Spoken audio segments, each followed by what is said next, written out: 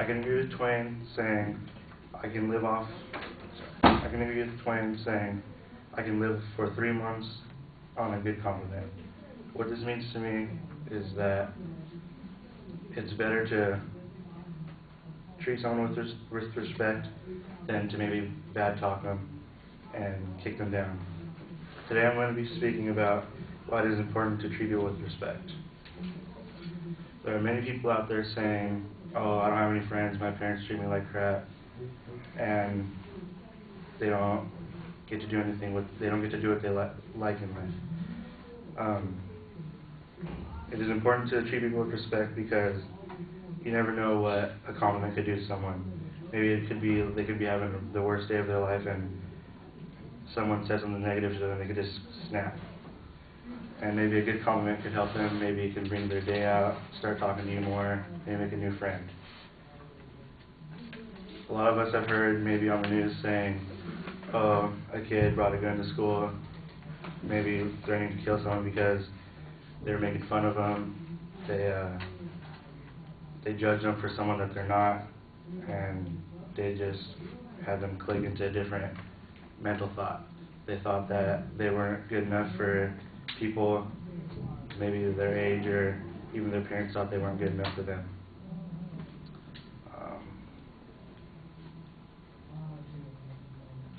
In conclusion, I believe that it is important to treat people with respect because, like I said before, you never know what could happen. You never know what a good compliment could do to someone, and it could also help them for the bad if you don't give them that compliment that day. Thank you.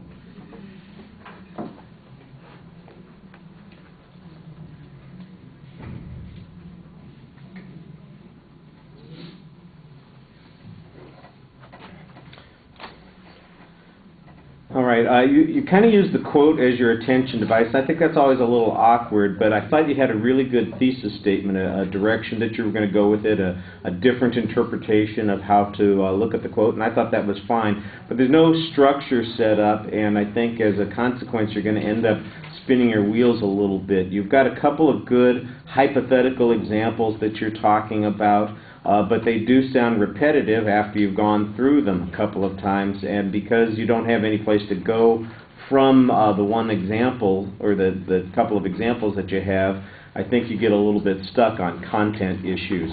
The presentation things, you project your voice pretty well, but you have a very low-key kind of tone, and your range, I think, is narrow.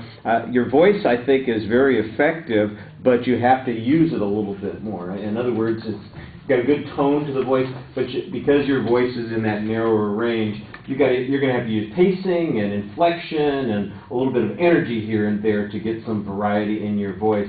And this is all kind of down and low key, and you're kind of at the same level all the time. And so punching it up a little bit. I'm not saying that you have to become the most animated person in the world, but you have to use a wider variety there. You had a few indicators and gestures while you were speaking, but the page, of course, limits you a little bit. You are downcast a lot when you're speaking. It's almost like you're just, you're one of those people having a bad day. You're kind of looking down, and you ought to be relating to the audience, I think, a little bit more. I didn't see any obvious anxiety issues except that your eye contact is fleeting. When you do look up, you kind of look at everybody and then you look down again for long periods of time. So it's not that you're not looking at the audience, but you're not holding that gaze very long, and it just seems to be zipping by. And once again, I think that you help yourself by having a pretty effective exit line. It gives it a better impression at the end of the presentation. Thank you.